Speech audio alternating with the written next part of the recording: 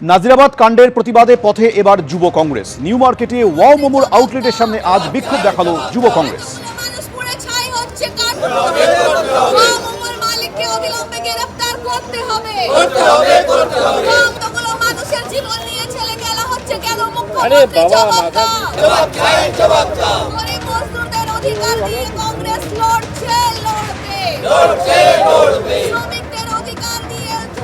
একদিকে নিউ মার্কেটে যুব কংগ্রেসের বিক্ষোভ, অন্যদিকে আজ নাজিরাবাদ কাণ্ডে পথে প্রতিবাদ মিছিল করল কংগ্রেস। রুবি মোড় থেকে নাজিরাবাদ পর্যন্ত মিছিল হলো।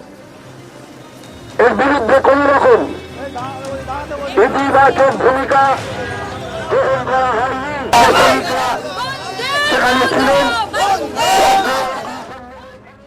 বাজেট অধিবেশনে যোগ দিতে যাওয়ার আগে দিল্লিতে অভিষেক বন্দ্যোপাধ্যায় অমিত শাহর আক্রমণের জবাব দিয়ে কি বলবেন কলকাতা বিমানবন্দরে দাঁড়িয়ে দেখুন। যাকে পাশে বসিয়ে বলছে সেই তো সব থেকে বড় দুর্নীতিগ্রস্ত। যাই হোক, এগুলো প্রতি মাসে উনি একবার করে আসছেন এখন, যেহেতু নির্বাচন সামনে রয়েছে।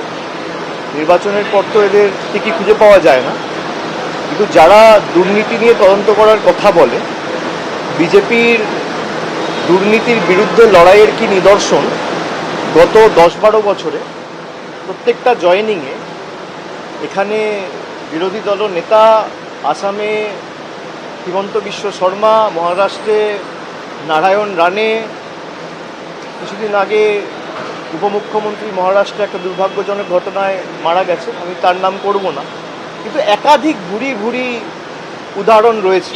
যারা এই কথাগুলো বলছে তারা লোক হাসানোর জন্য এসব কথা বলছে।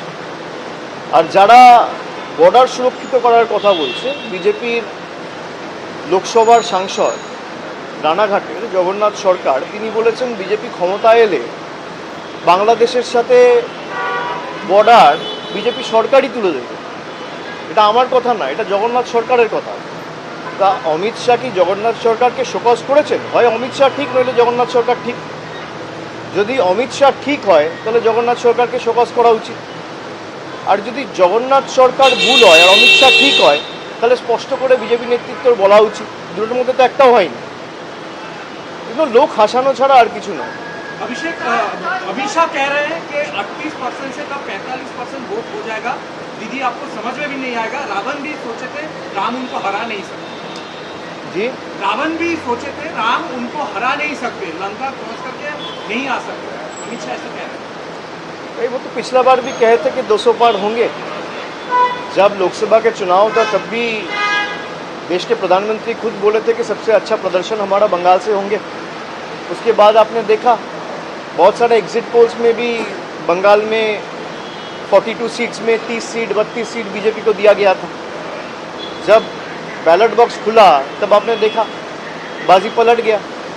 तो वो प्रेडिक्शन करेंगे, ये केडर को मोटिवेट करने के लिए एक उनका तरीका है, एक प्रयास है, वो करे, उसमें कोई दिक्कत नहीं है। लेकिन मैंने जो बोला है कि आप कुछ भी कर लो, बंगाल में तृणमूल को आप वीक नहीं कर पाओगे, क्योंकि आपने 5 साल 7 साल 10 साल में आप हर बार आते हो। हम लोग जा रहे हैं रिपोर्ट कार्ड लेके, आपका रिपोर्ट कार्ड आप बताइए ना, बंगाल के लिए आपने क्या किया। भाई अगर देश का गृह मंत्री आता है या देश का प्रधानमंत्री आता है, बंगाल के लोग तो खास करके जो बंगाल में रहते हैं वो तो यही चाहेंगे कि हमारे लिए क्या किया उसके रिपोर्ट कार्ड बताएं। भाई आपने कितना लोगों को घर दिया, कितना लोगों को रास्ता दिया, कितना लोगों को पानी दिया, कितना गांव में रास्ता बनाया, कितना पानी का प्रोजेक्ट में जल जीवन मिशन में आपका जो पैसा है वो आपने कितना छोड़ा, वो सब लेके तो कोई बात नहीं है, खाली घुसपैठ। भाई घुसपैठ का नमूना क्या है? अमर्त्य सेन। घुसपैठ का नमूना है झूलन गोस्वामी। घुसपैठ का नमूना है मोहम्मद शामी, दीपक अधिकारी।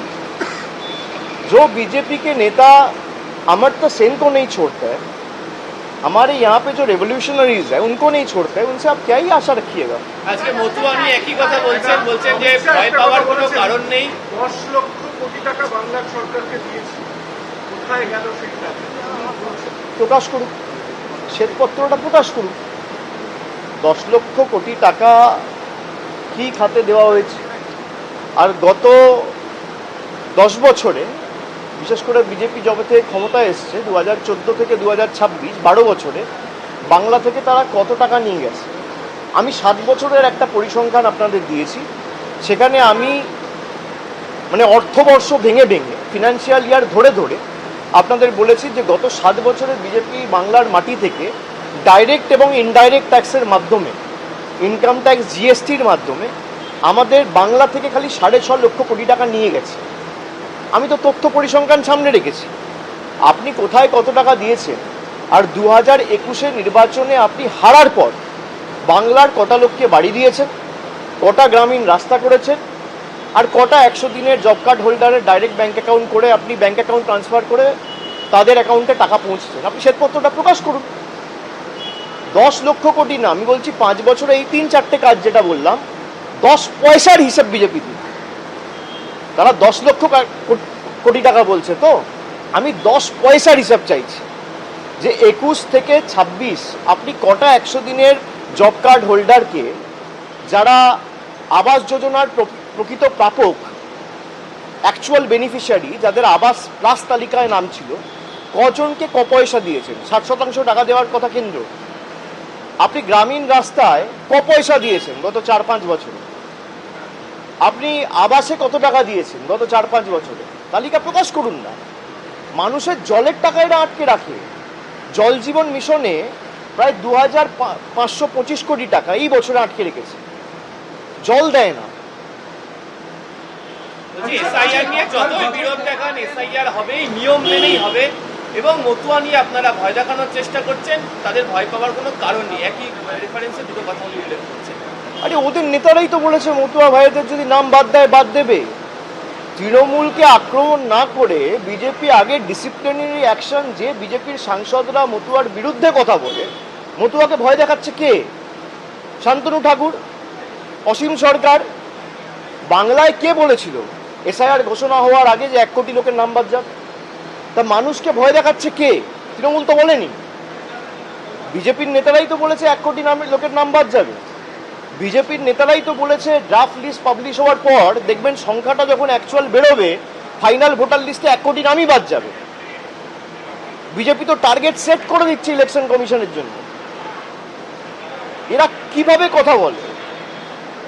এরা তৃণমূলকে আক্রমণ করছে, মতুয়া ভাইদের ভয় দেখিয়েছে কে? কেউ বলেছে 1 লক্ষ নাম বাদ গেলে বাদ যাবে, কেউ বলেছে 5 লক্ষ মতুয়া ভাইদের নাম বাদ গেলে বাদ যাবে, কেউ বলছে 1 কোটি বাঙালির নাম বাদ যাবে। যারা আমাদের রোহিঙ্গা বাংলাদেশি বলে দাগিয়ে দিয়েছিল, আজকে ড্রাফট লিস্ট থেকে যে 58 লক্ষ লোকের নাম বাদ গেছে, তাদের মধ্যে কতজন রোহিঙ্গা আর কতজন বাংলাদেশি? আজকে তো 1 মাস হলো। আমি 31শে ডিসেম্বর দিল্লিতে গেছিলাম নির্বাচন কমিশনের সাথে বৈঠক করতে। আমরা দাবি রেখেছিলাম 1 মাসের মধ্যে প্রকাশ করেছে যে কজন বাংলাদেশি এই বাংলায় ভোটার লিস্টে ছিল, কজন রোহিঙ্গা এই বাংলার ভোটার লিস্টে ছিল ধরা পড়েছে। তালিকা কে প্রকাশ করবে? জায়গায় জায়গায় বাঙালিদের বাংলাদেশি বলে দাগিয়ে দিয়ে আমাদের ভাষা, আমাদের সংস্কৃতি, আমাদের কৃষ্টিকে অপমানিত করা, আমাদের ভাষাকে অস্বীকার করা, আমাদের মনীষীদের অপমান করা, এ তো বিজেপি করেছে। আপনি তৃণমূলের সাথে লড়ছেন। আপনি আমাকে গালাগালি দিন, মমতা বন্দ্যোপাধ্যায়কে গালাগালি দিন, তৃণমূলের যে কোনো লোককে দিন, আপনি বাংলার 10 কোটি মানুষকে লাইনে দাঁড় করিয়ে দিচ্ছেন তৃণমূলের সাথে লড়তে না পেরে, জোর জবরদস্তি। সেই লজিক্যাল ডিসক্রিপেন্সির লিস্ট তো আলটিমেটলি সুপ্রিম কোর্টের হস্তক্ষেপের কারণে আপনাকে প্রকাশ করতে হলো। এখনো অনেক জায়গায় লিস্ট টাঙানো হয়নি। লিস্ট টাঙানোর দায়িত্ব ইলেকশন কমিশনের। ইলেকশন কমিশন অনেক জায়গায় বলে দিচ্ছে মৌখিকভাবে আধার নেওয়া যাবে না। আরে যারা লজিক্যাল ডিসক্রিপেন্সির কেসে ডাকছেন তারা তো ম্যাপড, তাদের নাগরিকত্ব নিয়ে তো কোনো প্রশ্ন নেই। তাহলে আধারটাকে তো আপনাকে আইডেন্টিটি প্রুফ হিসেবে গণ্য করতে হবে, মান্যতা দিতে হবে। আপনি লজিক্যাল ডিসক্রিপেন্সিতে মৌখিকভাবে বলে দিচ্ছেন সিওর অফিস থেকে যে আধার অ্যাকসেপ্ট করা যাবে না, আর রাইটিং দিচ্ছেন না। কেননা যেই আপনি ইন রাইটিং লিখিতভাবে দেবেন সেটা সুপ্রিম কোর্টে চ্যালেঞ্জ হবে। আমরা তো এটাই প্রথম দিন থেকে বলে আসছি। যারা এসআইআর করে মানুষকে ভীত সন্ত্রস্ত, ভয় দেখাতে চেয়েছিল, তারা আজকে বুঝতে পারছে যে এসআইআর করতে গিয়ে তাদের পায়ের তলার যেটুকু মাটি ছিল সেটুকু ছড়ে গেছে। বিজেপির যা ভোট শতাংশ ছিল, আগামী দিন দেখবেন কি অবস্থা হয়। এবিপি আনন্দ, এগিয়ে থাকে, এগিয়ে রাখে।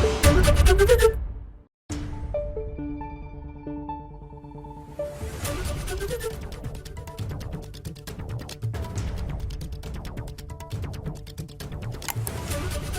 you.